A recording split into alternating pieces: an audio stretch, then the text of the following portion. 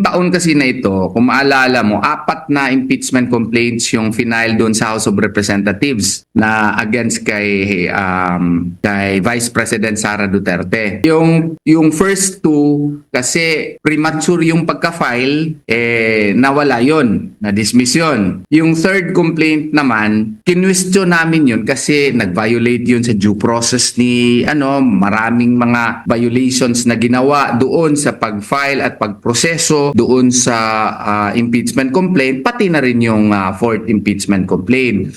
May mga bagay po doon na hindi man lang na state doon sa impeachment complaint, pero yung pagproseso doon sa Committee on Justice, may mga nasali na, at saka specifically nung ginawa na yung articles of impeachment, may mga nasali na wala naman doon sa original impeachment complaint. Kaya nag-file po tayo ng petisyon po sa Korte Suprema para mapawalang bisa po sana itong ating itong ongoing na impeachment proceeding.